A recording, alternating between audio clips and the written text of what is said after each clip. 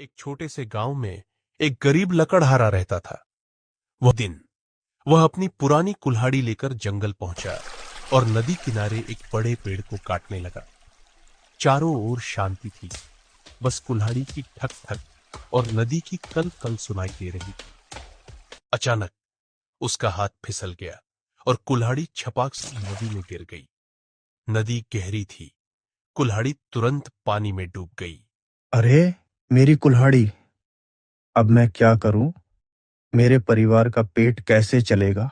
लकड़हारा गहरी निराशा में पेड़ से नीचे उतरा और नदी किनारे बैठकर रोने लगा। उसे लग रहा था जैसे उसकी दुनिया ही उजड़ गई हो। तभी नदी से एक दिव्य प्रकाश फैला और एक दयालु देवी प्रकट हुई। उन्होंने लकड़हारे की ओर देखा और बड़ी ममता से पूछा, बेटा, तुम इतने दुखी क्यों हो?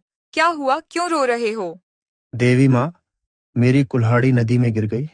वह ही मेरे जीवन का सहारा थी। उसके बिना मैं अपने परिवार का पालन कैसे करूंगा? देवी ने कुछ देर सोचा, फिर उन्हें एक विचार आया।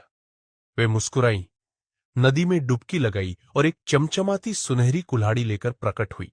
हे लकड़हारे, यह सुनहरी कुल्हाड़ी क्या तुम्हारी है? नहीं देवी माँ, यह मेरी कुल्हाड़ी नहीं है। मेरी कुल्हाड़ी साधारण लोहे की है। देवी मुस्कुराई और फिर से नदी में उतरी। थोड़ी देर बाद वो एक चांदी की कुल्हाड़ी लेकर बाहर आई। तो क्या यह चांदी की कुल्हाड़ी तुम्हारी है? नहीं देवी माँ, यह भी मेरी नहीं है। मेरी कुल्हाड़ी तो लोहे की थी। आखिरकार देवी ने नदी से एक साधारण लोहे की कुल्हाड़ी निकाली।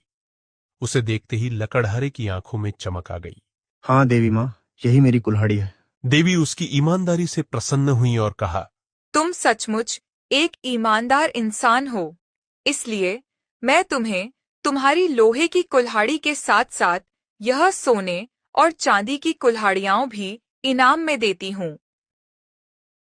लकड़हारा देवी को धन्यवाद देकर गांव लौटा।